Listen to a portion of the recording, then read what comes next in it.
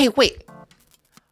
I know you. You're that person that's watched like 3 of my videos and hasn't subscribed yet. Sofia the First. I don't think I've ever covered a Disney Junior show on this channel. At first, I was baffled as to why you guys wanted me to do a Disney Junior show, but after watching the entirety of Sofia the First, I'm finding out what being royal's all about. I've been Making my way, it's an adventure every day. It's gonna be my time. I've been suffering this for several weeks now. Sofia the First released in 2013 on Disney Junior. It was created by Craig Gerber, a little boy from an uneasy childhood of divorced parents. He was approached by a writer at Disney Junior for an idea on a children's show, and he, along with a lot of others around this time, Ever After High, wanted to do a modern spin on classic fairy tales, thus Sofia the First.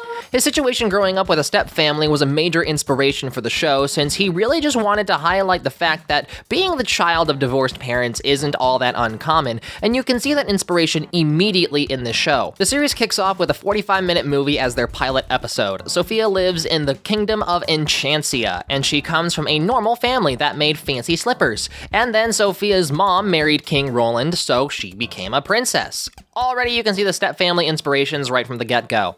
Best part is that this is also just a common fantasy that a lot of people have, being whisked away into a life of comfort and royalty. Everything is happy and is going her way. This is Amber and James, the step-siblings to Sofia. You have the culture clash of the peasant Sofia and the fancy-pants boring Amber and James. Just like wife swap, there's no way this can go smoothly. Also, there's Cedric, who's a sorcerer, but he's bad at his job apparently. Should I wave? Yes, you should wave. Right.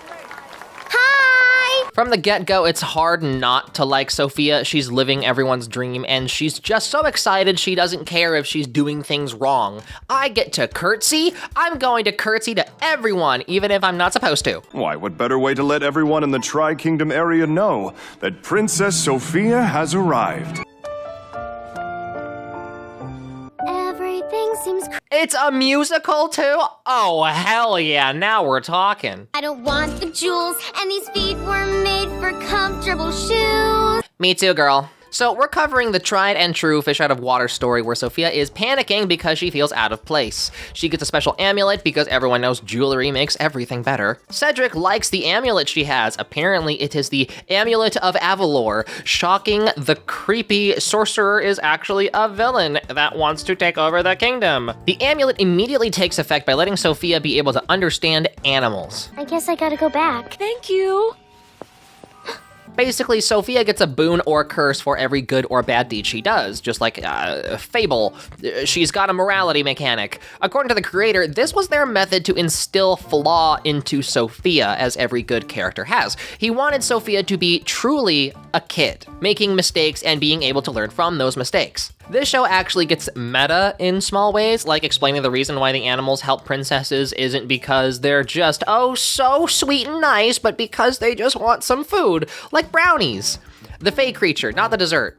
I mean, I guess you could also feed them to brownies. In good fairy tale fashion, the stepsister Amber actively tries to sabotage Sofia out of spite and jealousy, like giving her shoes that make her dance like a lunatic. So she goes to Cedric for a spell that will make her a good dancer. The spell makes everyone fall asleep, including Cedric. Oh, you should ask Sleeping Beauty what to do. She's been through this before. Cinderella? Your amulet brought me here. It links all the princesses that ever were, and when one of us is in trouble, another will come to help. Oh my gosh, she's the Avatar. So Cinderella tells her that Amber is maybe going through her own stuff and that she should try being friends with her, even if she's been mean. If only. Most everyone understands that your siblings don't like you, but they do love you. Except my sister, who likes and loves me because my sister is awesome. Unlike you guys, we actually got along. And yes, I'm bragging, I'm always gonna brag about my sister. Apologies occur, feelings are mended, friendship is gained. They figure out how to reverse the spell, everything is better now. Great pilot episode. More shows should do pilot movies, it works really well. So according to Cinderella, the amulet gives her avatar access to like previous princess generations? Are they trying to insinuate they are dead in this canon, or is this just like, it's just any princess that came before and wore the amulet? Which means all these princesses wore the amulet. Is that how all of them got their ability to talk to animals? They all had this amulet? Are we just focusing on proprietary Disney princesses or the extended Disney princesses? Does Princess Leia count? I have questions. I'm gonna laugh so hard if we see Leia. Right off the bat, we see Sofia pushing her feminist agenda. I'm just kidding. Sofia wants to do what the boys want to do. According to the creator, he wanted to make a show where Sofia is a positive role model for both girls and boys since he has a son. But who knows what I could bring? I believe that anything can be a princess thing. Thus, we have Sofia blurring the lines between traditional masculine and feminine roles. The best part is that the only pushback she really gets is from her peers and not from her parents, which is a regularly occurring trend. I always hate when the parents are the ones constantly holding the kids back instead of actually being supportive. By having the parents be supportive, it's also teaching the parents to be good parents, especially when it portrays that their kids are going to face a lot of pushback from their peers already. They don't need more struggles from their own parents. The very people that are supposed to be helping them grow. A lot of the time, these shows are for the parents just as much as they are for the kids. And I'm not trying to throw politics into this, but you can definitely interpret Sofia's and Amber's relationship as the progressive and the traditionalist. Amber, with good intentions, wants Sofia to be good and proper a princess. Sofia often shadowing her, and Sofia being from a more humble beginning is regularly shifting Amber's worldview. It's a culture shock almost every time, and it's mutually beneficial. Sofia learns to become a better princess and grow as she adapts to her new life, and Amber becomes a better and more accepting person as she slowly takes the stick out of her as she humbles herself and sees things from Sofia's perspective. What's cute is the casual diversity they instill in this show. I mean, obviously the main characters have to be white because we haven't progressed that far, but it's still nice to see what we got. Cedric, thankfully, also has flaws. That being, he's flawed in the fact that he can't fully commit to being a villain. Sofia even tugs at his heartstrings by helping him and understanding that the only reason he messes up spells is because he's nervous around the king. It's not that he's particularly bad at his job. Even going so far as to put herself in danger, knowing that Cedric would have the confidence to save her and look good in front of the king. Cedric, from the beginning, has his own hint of a character arc, making him a much more likable and rounded character. It lays the foundation of Sofia and him being friends. That of which lasts exactly one episode before he goes right back to trying to steal her amulet. He really just gave her a break for an episode rather than having a change of character, which I really hope actually goes through a character arc rather than the writers teasing us and never delivering. Personally, I feel like the show leans into Uncanny Valley, more so that I feel like the rendering is lacking. It looks like it's almost complete instead of actually finished. The shadows are just barely there to where they might as well not be there at all, especially with some stills of Sofia where it looks eerie. If she's smiling in just the right way and is completely still, she looks closer to Momo than a children's show. Speaking of which, I kind of hate this episode. She's trying to enter into a pet show. Clover, her gray rabbit friend, wasn't even trying to practice and just eating the whole time.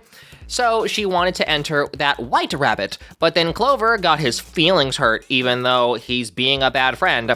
I understand winning isn't everything, and the message of prioritizing your friends over victory is important, but it's a competition. He was being lazy. I would have gotten upset and left him too. He should have seen that it was important to Sofia. There's an episode where he's upset that Sofia is busy and joins a magic show recycling the exact same lesson, but with a different coat of paint. There's at least a little self-reflection that Clover does, but it's not much. And this is where the show kind of falls apart. A lot of the lessons that Sofia learns and overcomes requires her friends to be selfish and then continue to be selfish. Sofia has self-reflection, her friends don't. And also, Sabrina Carpenter, the famous pop singer, voices this character, Vivian. She's shy, and that's basically her entire character. But the reason I'm including her in this is because I cannot get over how awful her bangs are. Maybe you wouldn't be so shy if you could afford a good hairstyle. What I feel is a major missed opportunity is that they have all these princesses from different cultures and they only focus on European customs, when they could have introduced how royalty would act in other cultures just to have a nice, learning opportunity. However, I love this episode of the princess test because Sofia is so scared of passing the test. Everyone passes up the librarian in need, but she is the real test. Being a princess is about being a good person, which Sofia already embodies. I love these kind of episodes. The Tri-Kingdom area wasn't just a nod to Phineas and Ferb, but there's literally 3 primary kingdoms that are focused on in this show. One being your classic fake Europe, fake China, and fake Africa, along with other kingdoms like the Arabian kingdom of Tengu. They don't necessarily pull direct canon from Disney movies, but rather just the small bits that aren't even specifically Disney. Like Pegasus and Flying Carpets both are in Disney movies, neither are specifically Disney, which just makes it feel shallow. I kind of wanted like a Kingdom Hearts vibe where it's like a mishmash of everything. I guess I shouldn't expect groundbreaking world building from a Disney Junior show, but I sure would like to see that. Just when I was wondering when Sofia would get another Avatar moment, halfway through the season, we get to see Jasmine help them out of a bind in the Kingdom of Tengu.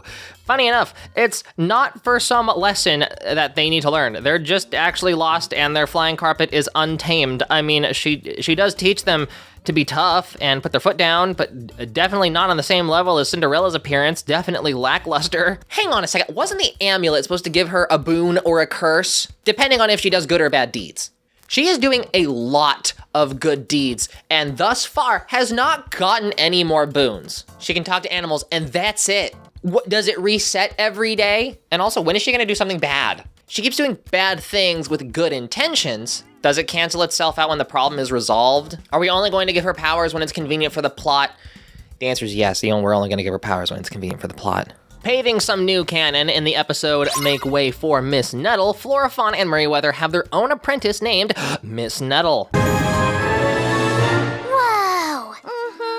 You can clap at any time. She's actually an antagonist who's selfish and only wants their spellbook so that she can be the best. There isn't really anything deeper to her character other than her massive and fragile ego. She tricks Sofia into giving her the fairy spellbook. Of course, they use the very lessons in magic gardening to get the book back. They manage to free the fairies from the bubble prison, and Desmond, some random kid they know, manages to steal her wand so she can't cast spells anymore. Which seriously makes me doubt how powerful the fairies are given that it was so easy to overpower them. And they banish her, and that's it. She's just gone. But she'll be back. The first time we actually see her cursed for being a bad person is the 17th episode of season 1, more than halfway through the season in the episode Amulet and the Anthem, where Sofia is randomly selected to sing the anthem for the upcoming Harvest Festival. And her friends are trying to be happy for her, but she's so wrapped up in the limelight and the gifts that she's letting it get to her head. You guys don't mind, do you? We were just going anyway. Man, if everyone's names was up for grabs and I just so happened to be living in the village where the Kardashians live, I would also be very upset if one of their names got picked. I mean, Sofia isn't quite that bad, but still, I mean, you understand the sentiment. Of the ever golden. Why is the amulet only now bothering to do its job? We know that words mean nothing to the amulet. Apologies are hollow. The amulet wants action. To break the curse, she has to balance it out with a good deed, which also technically means she's using profanity and saying mean things should also not curse her. No, wait, does the amulet consider Sofia bragging because she was showing her hat and all the stuff that she got to her friends? Or was it because she was gloating about them? How significant are words compared to actions, according to the amulet? I mean, I'm assuming, given what we learned. Belle specifically says that actions speak louder than words, so I'm going to assume this is rule number 1 of the amulet. In order for an act to be considered good or bad, it must be an action and not words. It wasn't her just bragging, it was brushing her friends aside. That's it. She did do a negative action. So rule number 1, the amulet is triggered by action and not by words. I've been reading a lot of Brandon Sanderson, so I want to completely list out the magic rule system in this show. Not only that, Sofia was still able to talk to Clover and other animals while cursed. If she takes off the amulet, she loses all magical abilities granted by the amulet that was established in another episode. Minimus! need your help.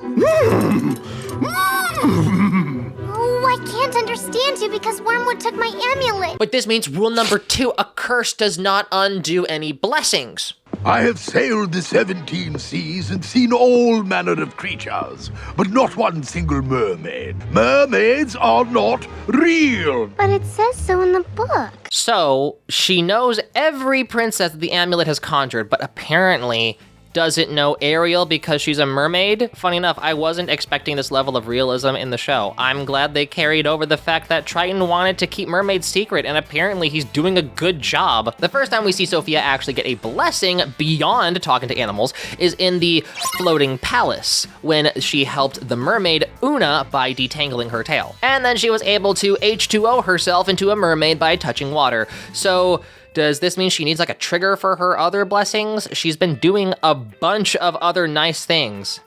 Possible rule number 3, some blessings require a trigger to activate, maybe? How big of a good deed needs to happen for her to get a blessing? Does she need to like build up good deeds and level up her nebulous good deed meter to get a blessing?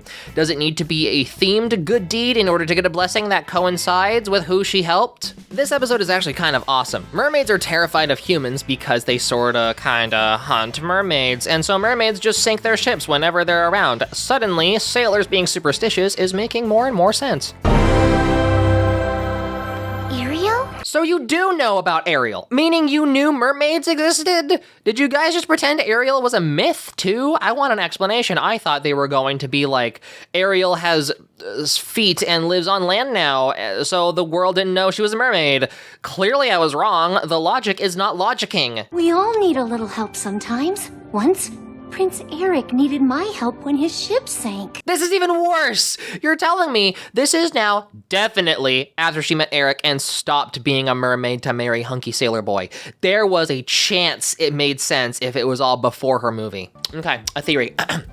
Assuming they were honest about not thinking mermaids existed, either A, they have all the princess stories of yore, and she's heard all of them and that's why she knows everyone, or B, the amulet magically lets her know what princess has been summoned, like a psychic link. I think that is proven false later on in the series, so I'm leaning toward A. I'm going to keep my eye out for more evidence, but this episode really grinds my gears. It really shivers my timbers. It really claps my clam, I don't know. So does this show take place after all the canon Disney princess movies? It's just really far in the timeline of Disney, maybe? Anyway, Sofia saves Una. Everything is chill now. The mermaids introduce themselves to the filthy land people. Oh my. Oh, don't look so jealous. There's no way she doesn't smell like fish. What's that? It's the king's horses. The king's horses? Oh God! Humpty Dumpty fell again! The king is lost in a blizzard. I know exactly who can help in this situation. The one who knows snow best. Aurora? Season 1 was cute. It establishes the charm of the show very well. I'm a little wary of her friends and how they treat Sofia. I want them to make better use of the very important amulet that they said is very important and yet they barely use for like anything. But season 1 is always the season just to get your feet wet, so I can't bash it too much. Overall, pretty good. James and Amber, especially James, have been developed to a pretty lackluster version of who they were in the pilot movie. Even if Amber is now a better person, she's still primarily a selfish popular girl archetype. James is just boy. James especially has so little character to comment on. Prior, he was the one who argued for what's right. He was more of the corrector. He originally was steadfast and stout in his personality, but now he's just there to be an imbecile that sometimes makes things worse. James had the biggest downgrade. Amber was not a better person, but was a better character back when she was jealous of Sofia. They got rid of a big drive for her and didn't really replace it with anything significant except for vanity. Now, I know I may be digging too deep for a kid's show. Sofia doesn't exactly have any drive for anything beyond being a good person. They're all on the same level.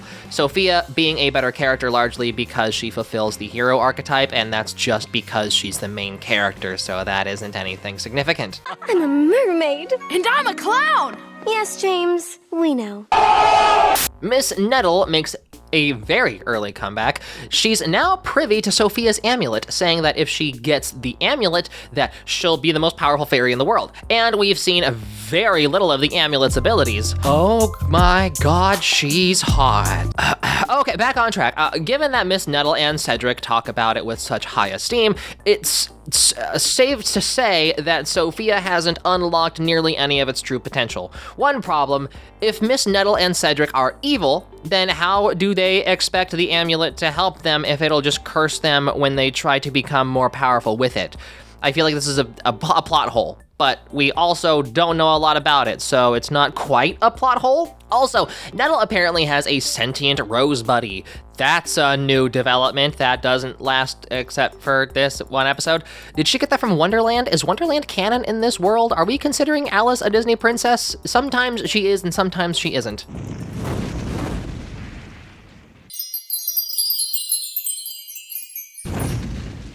Quick pause. I want to talk about the voice cast because it is stacked. First of all, King Roland, Travis Willingham. For Critical Role fans out there, he is Grog. One thing both Isabella and I first thought of when we first heard Clover is, wow, they definitely cast a sexy black man to voice Clover. And it's literally Wayne Brady from Whose Line Is It Anyway? Where'd you go? Yo, you okay, Sophia? What else is new? Did you ever think Bailiwick the Butler seemed familiar? It's because it's literally just Tim Gunn from Project Runway. I mean, just look at, Bailiwick is literally just the cartoon version of Tim Gunn. It's so based off of the actor, it's ridiculous. Other voice talent I don't immediately recognize, which is a little upsetting because right now I've only focused on the male voice talent and Sabrina Carpenter. So if there's anyone that really sticks out to you that I haven't mentioned, please let me know in the comments below. The appearance of the Disney princesses, I both love and hate. It's an amazing way to teach lessons to children and really have them pay attention. I mean, if a Disney princess was giving me life advice, I would definitely take it to heart. I just wish they had a bigger role to play in the story. I appreciate the carryover with what they establish. Ever since they established Sofia wanting to be a Pegasus racer, they never actually let that go. I fully believe that would stay in her self-contained episode and then just be left behind. But they do callbacks to things they feel contribute to Sofia's character, which just shows the writers do care about the story they're making. It's Mother's Day. Mom and I always go on a special picnic together to celebrate. Guess what? I invited James and Amber to join us on our picnic. But it's supposed to be just the two of us. But I'm not just your mother now, I'm their mother too. Finally!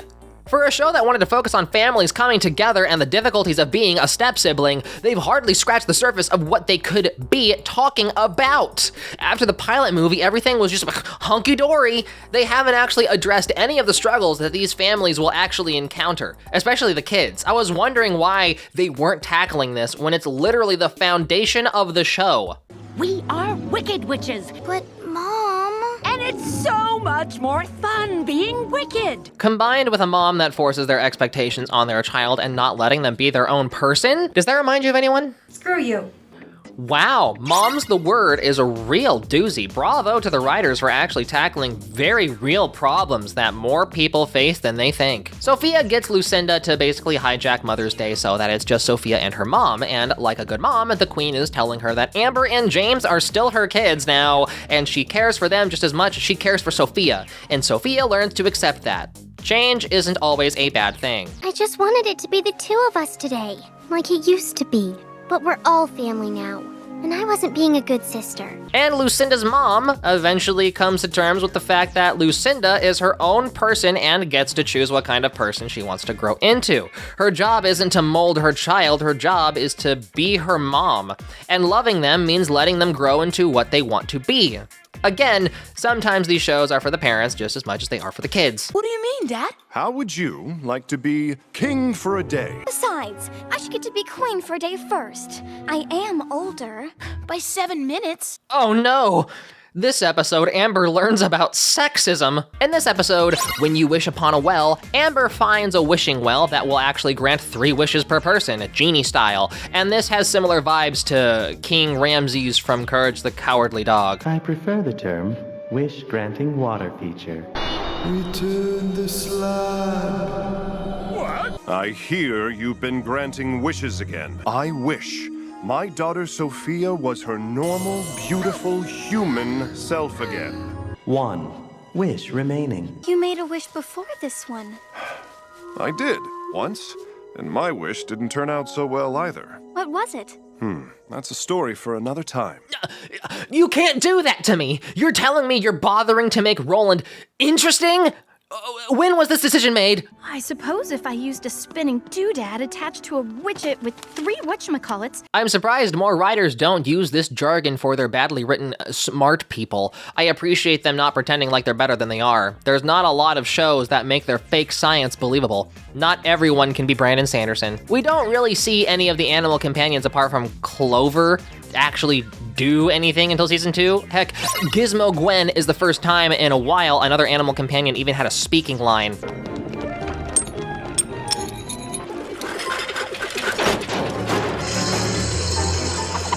it supposed to do that? Wow, the whole machine went haywire because of one of the screws missing? Did she take design notes from Boeing? The one flaw of this episode is that they didn't immediately think to use magic to fix all their problems like they always do. It could use a little more flair. Check it. Wow, Australia should have sent Clover to the breakdancing Olympics instead.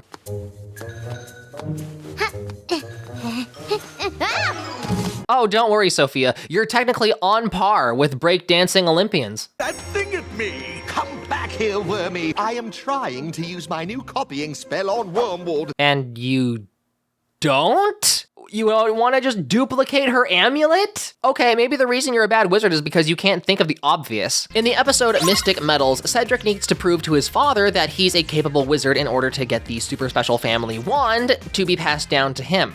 After the help of Sophia, of course, he successfully gets the wand. Here's my question. If Cedric is already, obviously to us, a very capable sorcerer, maybe not to everyone else, but we know he is actually good at his job, why can't he just take over the kingdom as he is right now? Sophia doesn't know how to use the amulet. The king, basically everyone, honestly, doesn't know how to use magic. He has basically all the cards. Why does he need the amulet? Hey, James. You want to see something really awesome? Whoa! What is that? A jaguar. Seriously? You had the opportunity to teach about other cultures and you do this? I'm offended on behalf of you guys. And then again, white people being offended on behalf of others usually does more harm than good, so maybe I'm just offended? We still have to save our families from the Jade Jaguar. You already have what it takes to get past anything that comes your way. Come on, guys. We can do this.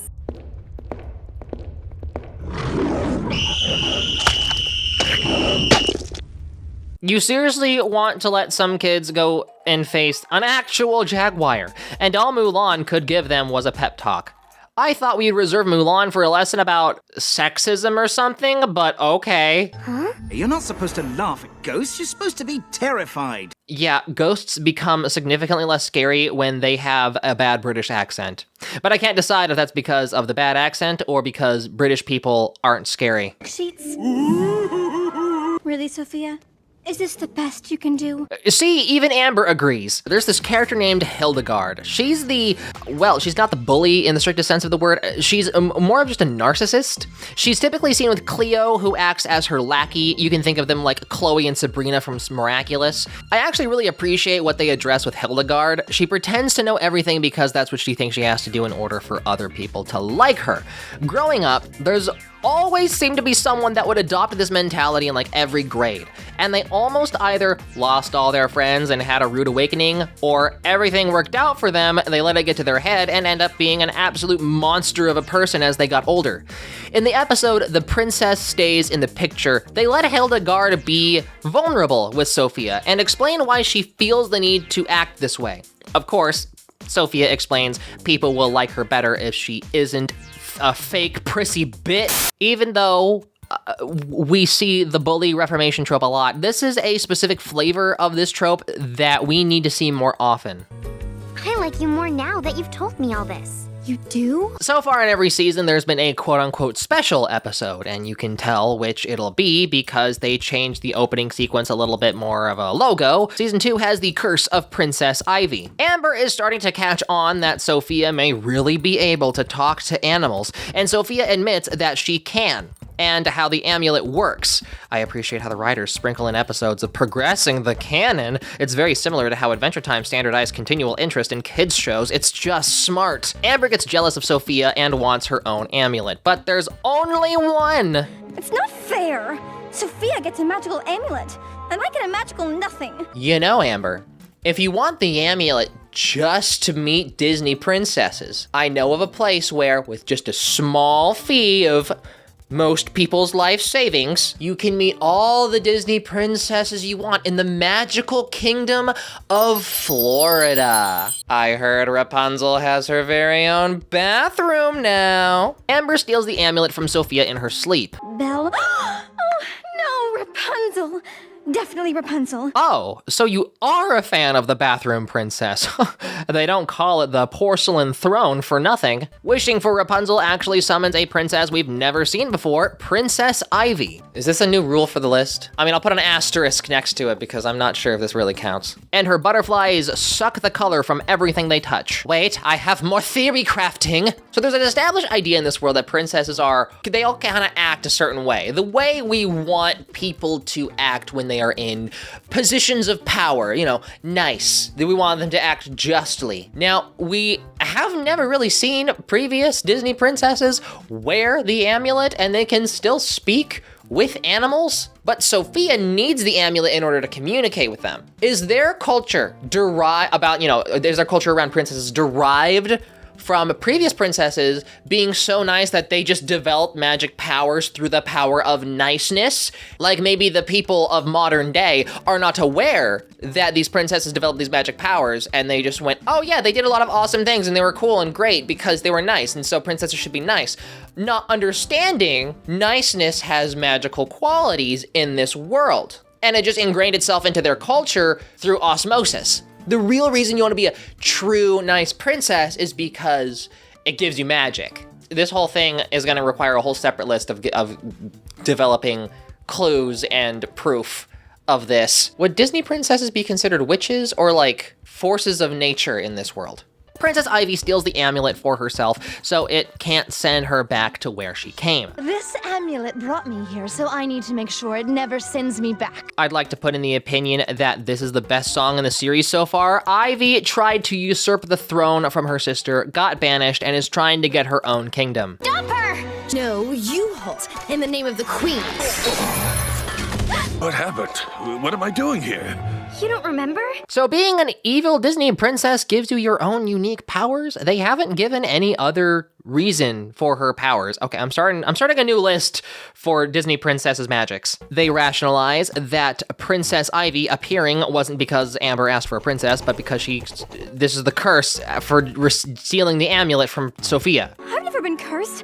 I don't want to be cursed. That's too damn bad! Now, we have established the breadth of curses that the amulet can do. Now, they never said the amulet banished Ivy, but the amulet did bring Ivy out of her island, that of which she is banished upon. Essentially, so long as the curse is somehow tied to whatever bad thing the wearer did, I don't think there's really any bounds, or I don't think there's any limits the amulet cannot do when it comes to creating a curse. Kind of like an ironic genie wish situation, except it's not as bad. There is no need to worry. The Amulet of Avalor is virtually indestructible. The Amulet of Avalor is magically protected and cannot be destroyed by ordinary means. Only the flame of Everburn, the Elder Dragon, is hot enough to melt it. And that's been added to the list. Has anyone else made a list of the amulet's powers? I see someone beat me to it. Well, I guess I just need to focus on theory crafting. Oh wow, this is a bit more in-depth than what I was working on. So if the dragon is killed, does that mean the amulet becomes indestructible? Or is this like the dragon cannot die because it is the natural counterpart to the amulet? Or will there just be another Everburn dragon after this guy? This needs to be fleshed out more. There needs to be another way that you can destroy the amulet. Guess we'll take this one. Cedric, can you fly coach? I know how to fly coach, only because I've never flown first class before. They make it to the Blazing Palisades where the dragon and Ivy are. Boy, let me tell you, I had a firm grip on this. Wait, that's not the family wand. Why doesn't he have the family wand? There was a whole episode about this. They managed to steal the amulet back from Ivy. Amber gives it back to Sofia, but it doesn't undo the curse. Ivy is still there. They fall into a pit. Thankfully, Everburn the dragon catches on and switches to fight on Sofia's side. I'm sorry. You know, that's the first time you've apologized for any of this. The amulet's glowing. Does that mean the curse is broken? No. Look. I thought you only appear when kids are being dropped off at the pool, not down a crevice. They ride Bernie to the castle to stop Ivy. Rapunzel, being properly utilized, unlike Mulan, explains that Amber needs to prove that she can change, just like Flynn Eugene Ryder, putting someone else's needs before your own. Just before Sofia has her memory erased, Amber heroically jumps in front of her to save her, thus undoing the curse and fixing everything. The bearer of the curse needing to learn their lesson, not just undo the bad deed. And also, you're still under the influence of the amulet if you take it off with a curse. Good to know. So after reading the list of amulet powers from the wiki, I find that it really takes everything at face value. Like, it really doesn't do much interpretation. I'm gonna continue making my list that will hopefully be more accurate to the amulet's true potential. A fawn that's been cursed to everything she touches to turn to ice, and the ice witch that's clearly based on the works of Hans Christian Andersen refuses to undo the curse. I can't think of anyone better to help them with this. Tiana? One common agreement with the Sofia the First fans is that Ruby and Jade, Sofia's friends from when she was poor, from before she was a princess, are bad friends. And though I agree that their actions can be a bit much, I don't think they're solid evidence that they're bad friends. I feel like this is just some weird joke that's been blown out of proportion. Like, their emotions are justified a lot of the time. Sofia helps some sprites and the amulet gives her the power to shrink down to their size. So far, Sofia gets a new power whenever she helps a new species. Animals, mermaids, and now sprites. More importantly, she doesn't get any powers when she helps other people, specifically humans. So is the powers granted only when expanding help to everyone and everything? Who's your favorite Disney princess? And if you know more than just Princess Ivy, who's your favorite evil Disney princess? You know what's ironic? My favorite Disney princess is Rapunzel. And before I move on to season 3, a little life update from me to you. As you can clearly see, I am not in the same location I was before. If you've been following me on social media, you know that we have moved. Hello, Georgia. I am currently inside of you. That sounded really bad. I should have thought of that better. And the move wasn't amazing. Someone got into our unit, smoked a lot of green, dumped it down the sink, so we had that smell to deal with for a while. They also just dumped a bunch of trash inside the oven, and also there was just random trash in like some of the rooms, so that wasn't fun. We had to clean up after them. We had the locks changed twice. But that's not all. First day of unpacking, Isabella got sick. So, one, it was like real bad. It was like a stomach flu, kind of food poisoning. And I don't mess around with those. I go straight for the mobile IV and get that here. Don't care how much it costs. We need it. And so, one, that sucked. Two, I had to do basically almost all of the unpacking myself because she was sick for like almost a week. Then I got sick with like the same thing. I'm working on this video while I'm sick. I'm writing this part of the script while I'm sick.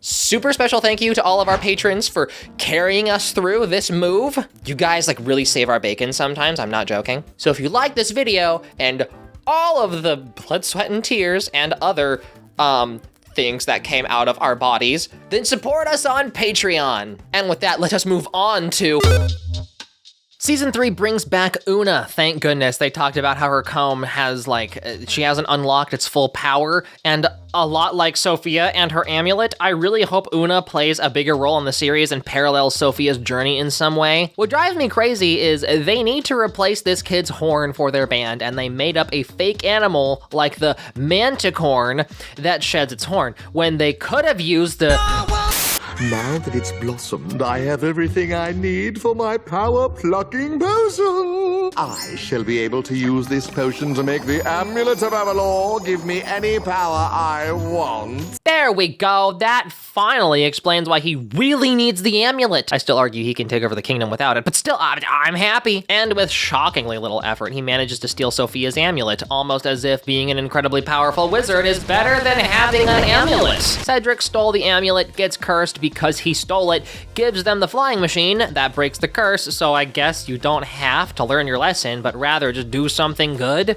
Or it means the amulet can be tricked into thinking you've changed, but I doubt that. This also answers the question of at what point do you get a boon from the amulet? Giving away apples wasn't good enough. Giving them enough fruit to feed the village was enough to get a boon. So there's a threshold of how good a deed needs to be before you get a boon. I think this is evidence that good deeds stack, like 100 small deeds equal one really big deed. Otherwise, Sophia would never be able to get any boons from the amulet. Sophia is just like level 20 good, while Cedric is working from level 1. So it seems like he's cheating the system when really he's just using his magic to gain a lot of XP very fast. The theory of Sophia's powers deriving from what species she helps was proven false. Multiple times, Cedric shows that your power granted is tied to the good deed performed.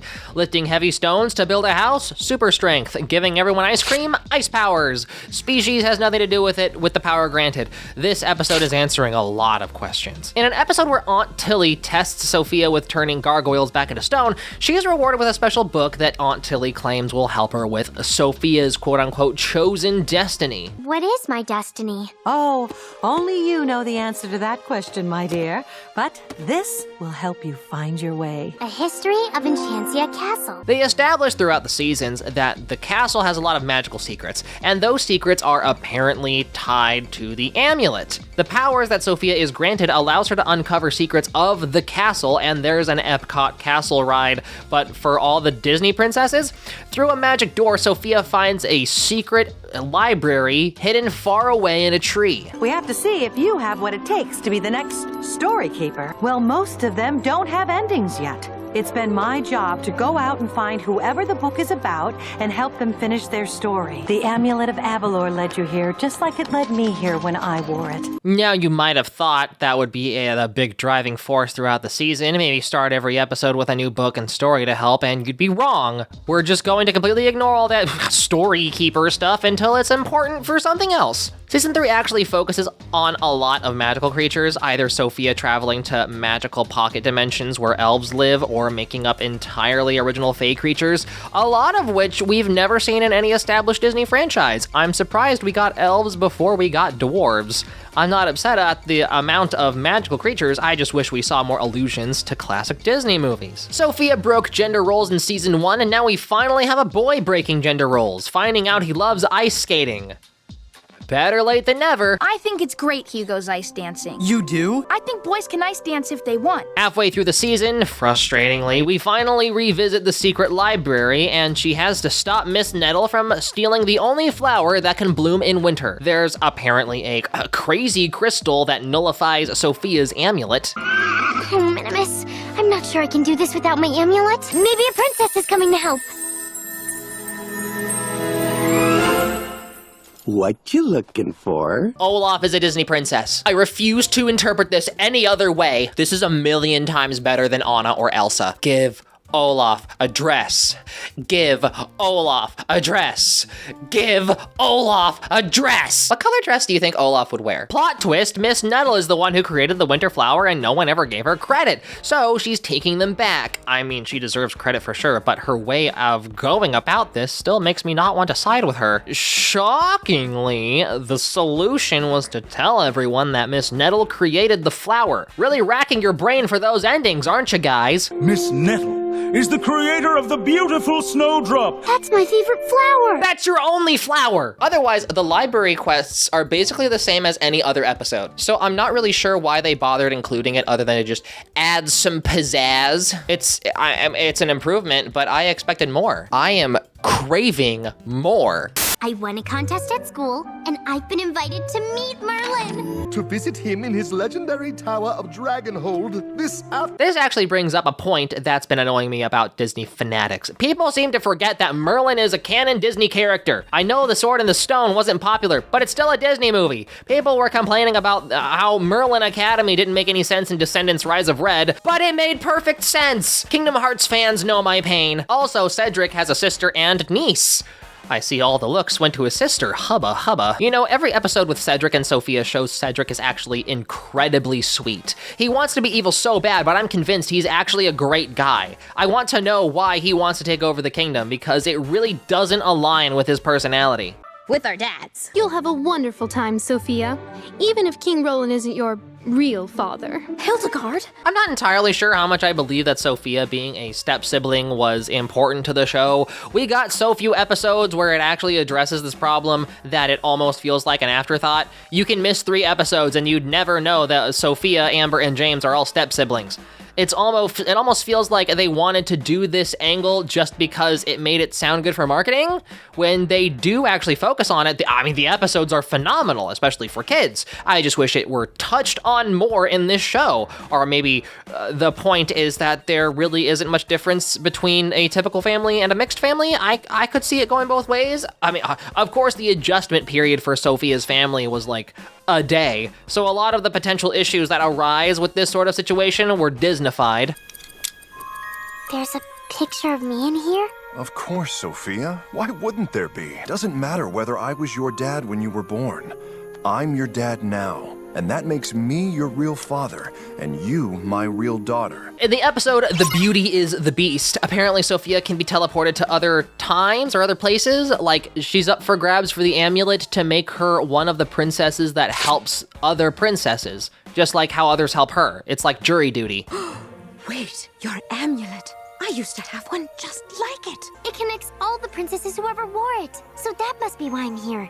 The amulet brought me to help you. The one thing we aren't sure of is if this is the future, the past, or the present. I'm leaning toward it being the future, given that Sophia has recognized every princess that's ever helped her. These very items I hold were once used by the royal family of Westerberg. Got a great deal on them. Still not technically evidence of this being the future, but it does make it sound like that. Even more enchanting. Except for the itching ivy. That is not so enchanting. What's itching ivy? I don't know, James. Maybe if you just look at the name of the plant, you'd know what it is. Do you need the number for 911 too? I completely forgot about James. I think this is the first time we've really had an episode that focuses on James and his problems. James goes to camp and doesn't have a good time. I mean, it's not important, but James is really cast to the wayside. Ugh. Oh, I wish I was a rabbit. I didn't know you could do that. Ever since I helped free Princess Elena from my amulet? Hold on. Like Elena from The Princess of Avalor, the other show the creator of Sofia the First works on? Well, hold the front door.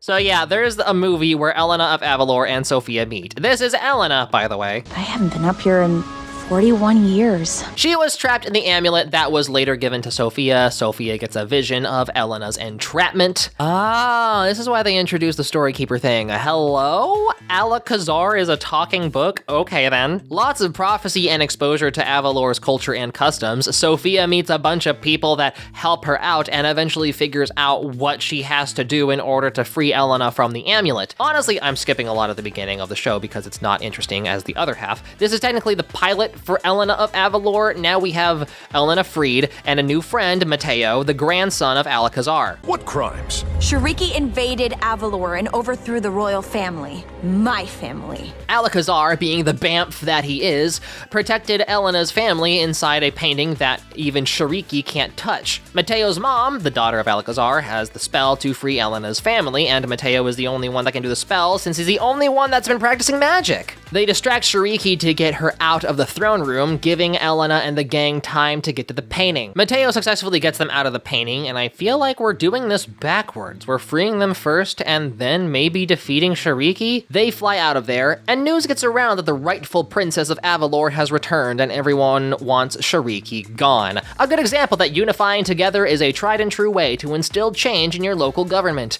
Gotta teach them kids young. Plot twist, Esteban, who was working for Shariki but is actually Elena's cousin, takes the wand from Shariki, Elena breaks Shariki's wand, she gets Mother Gothled, and everything is just fine and dandy. The bourgeoisie has been overthrown. Wow, they really did just rip off Mother Gothels' death, my goodness. Whoa, she's not dead? We can keep the TVY7 rating? Oh, thank goodness. And her dress is so pretty, yes! If you guys want me to cover Elena of Avalor, leave in the comments below, all in favor of Avalor. I'll cover this movie in like a lot greater detail in its own video when I cover Elena of Avalor. If I cover Elena of Avalor, I also cannot believe that I didn't know that Elena of Avalor is a spin-off of Sofia the First. I mean like, yes, Elena of Avalor, the Amulet of Avalor. Things are connecting in my brain, finally. Okay, now back to season 3.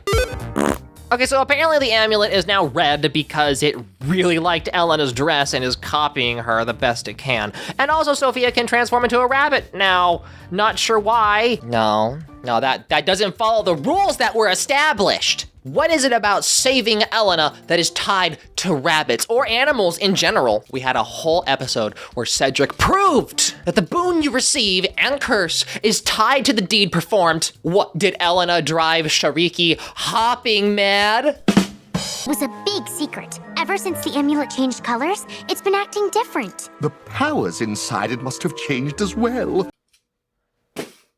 I'm gonna have to throw this whole thing away after it was all starting to come together.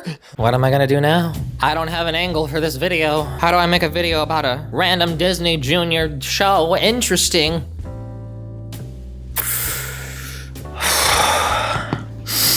I got nothing. Look at me. Analyzing children's cartoons for a living. Contributing nothing to society but stupid jokes and hot looks. Maybe I should just give up and do something that'll actually give me a steady income. Drawing furry art for people that actually provides subsistence to this society. Cedric, my old friend. This is the headmaster of Hexley Hall, Grimtrix the Good. And boy, is he good. I ship them. I can see it now. Cedric and Grimtrix were dating, but Grimtrix broke Cedric's heart, and now Cedric hates being quote-unquote good because it reminds him of his ex, which is why he tries to be evil, but he's not really evil on the inside and really just deeply misses his old fling with Grimtrix. I can feel my fanfiction powers activating. My headcanons will be given flesh on paper. So apparently Elena was giving Sofia the powers whenever she felt Sofia did a good deed, and now that she's gone, Sofia is in control of the powers, which basically means she is probably the most powerful person in the world. And more importantly, my whole list is ruined. All that work for nothing. In other news, Cedric spills a potion on his raven, Wormy, and now Wormy can talk, like everyone can understand him now, not just Sofia. Grimtrix is actually evil and wanted Sofia's amulet, instilling Cedric with a whole new perspective on their relationship, and now Cedric will choose to be good because his ex is actually bad, but instead of being filled with yearning for a long-lost love, now he's fueled by anger for the betrayal. Season 3 kicks things off into high gear. I feel like Season 3 is where things actually got interesting, and by that I mean the writers decided to get their act together. We've had enough of your typical Disney Junior show. Now it's time to make your typical Disney Junior show, but with plot hooks. These plot hooks that will captivate the chronically online. It feels like I'm actually watching a show instead of watching whatever just so happened to be on TV. Like, do you know what I mean? There is now just enough depth to where I can be interested. I feel like the show just now moved away from a turn off your brain kind of show to a show where I can now turn on my brain. It was really the Elena of Avalor special that tipped it over the edge, let's be real. It felt like the plot progressed. That's what made this season feel so much more special. Like, when you read a book, everyone hates the chapters that don't feel like they actually contributed to anything. I feel like most everything in season 1 and 2 didn't progress anything, and then we got season 3, and then, oh, so much progression. Someone call Flo, because we're getting progressive out here. And we got that massive payoff with the Elena of Avalor like spin-off tie-in movie. Like, that was the big payoff for the amulet. even if it did ruin my entire list and change all the rules. What a payoff, thanks. And I hope they maintain this trajectory because there's only one more season left. Expanding my headcanon, Cedric is invited by Grimtrix to join a new evil organization of evil sorcerers that want to rise up against the royals. Cedric is hesitant to join, but Grimtrix plucks at his heartstrings with the promise of them getting back together in order to get Cedric to join, and Cedric is so torn by two lives that he hears him out. Grimtrix actually speaks some facts and says that they're all super powerful and should be ruling the kingdom because that would just make sense. I'm glad they're actually addressing this, and they plan on just freezing everyone who gets in their way. And Cedric is actually realizing that he enjoys Sofia's friendship and doesn't want to be evil anymore. You're saying he's getting real character progression?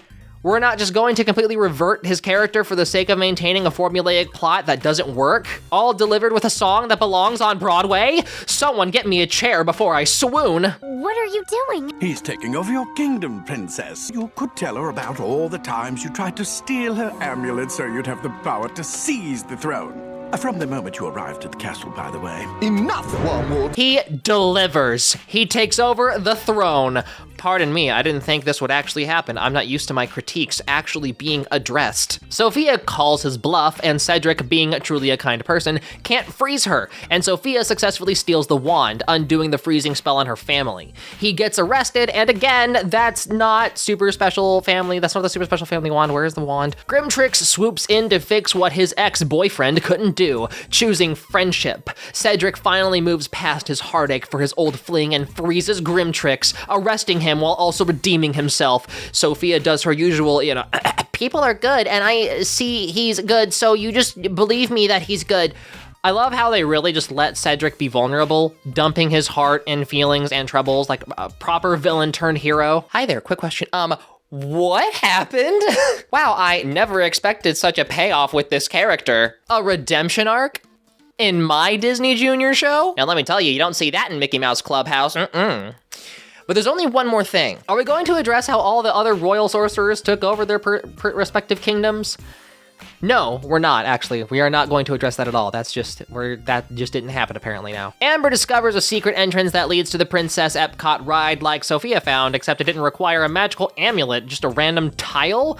I feel like it would have made it more special if you needed the amulet to find this, but okay. Your amulet's glowing. Is that a boat? Is your amulet magical? Oh yeah, Princess Ivy erased her memory.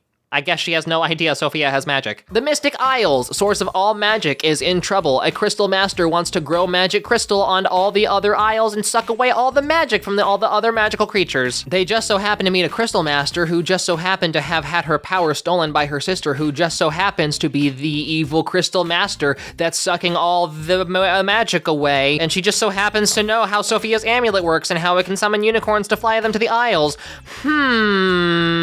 The Mystic Isles episode shifts Sofia the First into like a high fantasy plot. Like, my goodness, a different culture on the Isles, magical artifacts that do unique and mysterious things. It's tickling my nerd brain.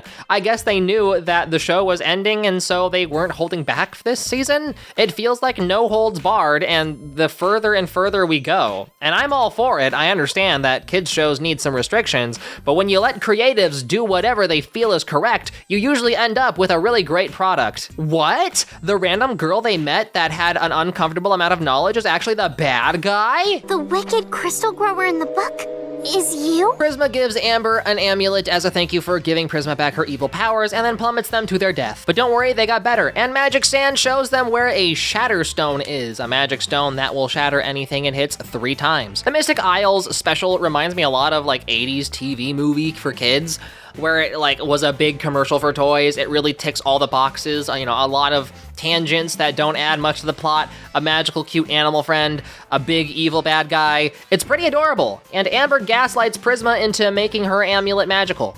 And Sophia frees the good sister so that she can stop Prisma. Sophia loses the Shatterstone. They kinda needed that. Don't worry, their tiny giant that wasn't relevant until right now gets it back. And Amber uses her new mirror powers to freeze Prisma and destroy her magic wand. But if she does, she loses her magic amulet. Luckily, even though she's selfish, she's not stupid. Amber proves twice now to be pretty awesome. Very impressive. We would like to invite you to join our ranks and become a protector. A non-magical creature has never been a protector. That is precisely why we are interested. Oh man!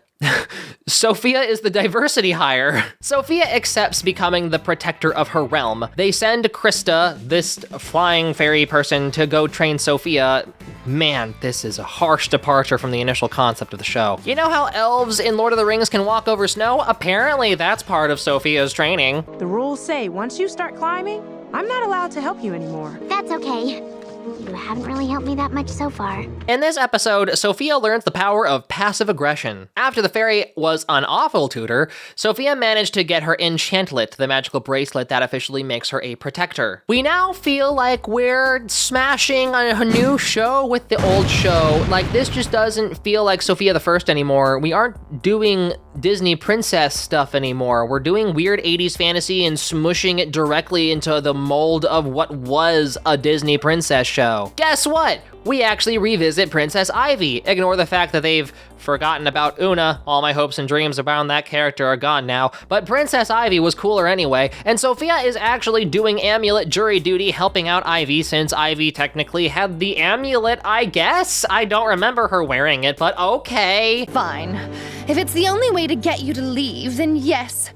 My butterflies are missing. There's a disease curse thing that makes all the animals sleep super deep forever and ever, and this is where Ivy's frontal lobe develops, and she develops empathy, just like 30-year-old men after experiencing ego death. I appreciate how they don't go straight to a hastily done redemption arc. It's more like they're still evil, but they're just a little less bad. They do slow and steady change, and they make it believable. They add a personal need for the villains that pushes them to change rather than just a friendship speech and them realizing, gasp, being bad is bad? I guess I'll stop doing that then. Sofia the First tackles their villains very well. Sofia isn't really doing any actual hero work and is really just going through training with the new magical helper item of the episode. There isn't some great quest or big villain, nothing being said. Oh, hold on. Prisma is back on screen. Maybe I spoke too soon. And she meets a magical animal that can transform? I'm Twitch, and I'm a strangeling, which means I can change into any sneaky little critter I want. Huh. I thought Twitch was only good for banning innocent streamers, but good to know they have a mascot. Locked up in that big mean safe?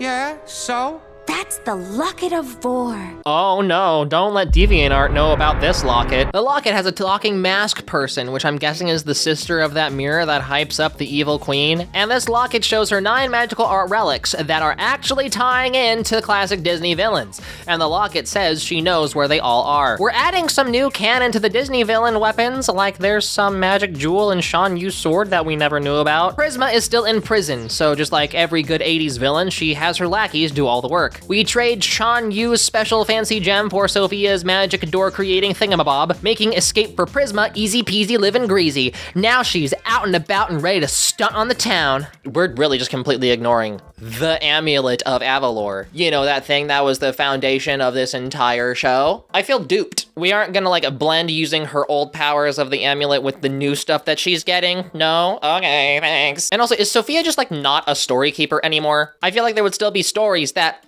are left unfinished that need to be finished. Cedric still can't get on the king's good side, and Wormwood is sick of Cedric's new character change because Wormwood is still evil. So he betrays Cedric to join Prisma. Now, that's a twist. Not really relevant, but turns out Amber is next in line to rule the kingdom. Apparently, it's not firstborn son, it's just firstborn. Funny enough, Amber is actually really good at doing queenly things, while James is really bad at it. Obviously, we have to sabotage everything she does, because women in a position of power? That's always been proven to be bad, except for when it's not. Look at all the damage I caused in just a few hours as heir to the throne. I'm not the right person to rule Enchantia. You don't mean I do.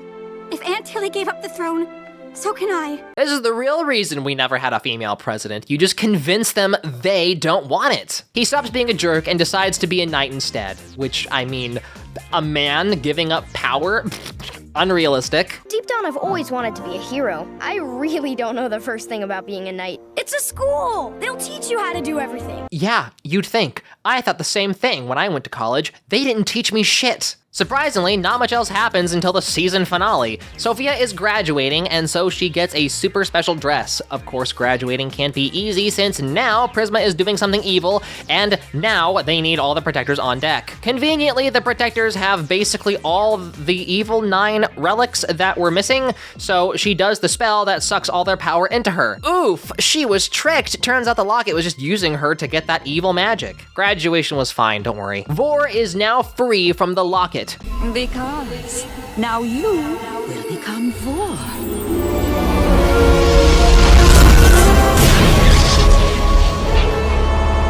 Those super-powered protectors were defeated almost immediately. Sofia comes and finds out everyone is trapped. Not knowing what to do, Sofia reveals herself and magical powers to everyone so that she can ask their help to stop Vor. I wish they did this much sooner. All of them combining their skills to face a common enemy is working a lot better than I expected it to. I really feel like this is like the A-team coming together to face the problem rather than some protectors who say they're super cool and awesome and are never shown doing anything other than be useless. Vor mind controls the royal family and sets herself on the throne as the new ruler. Go to that tall tower and lock yourselves in. Oh man, Sofia has her own book in the secret library. Remember the secret library?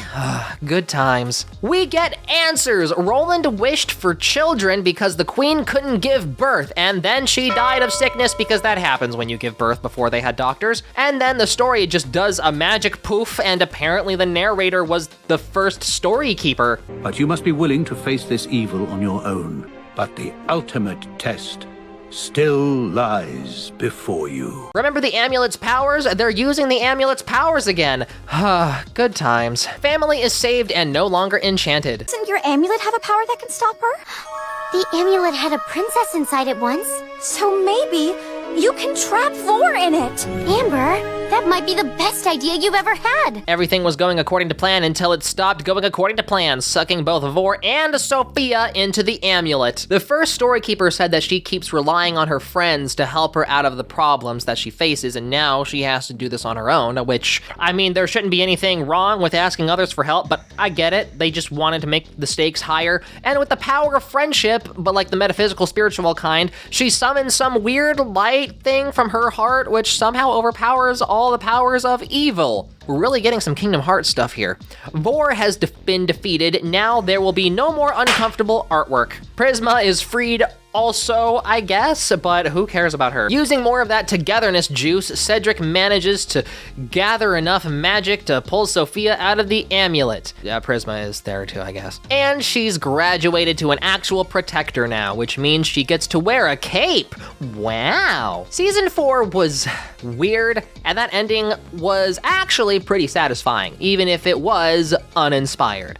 Can't expect the world from a kids show, but the goal should be to cross the finish line without tripping. And they sure did that.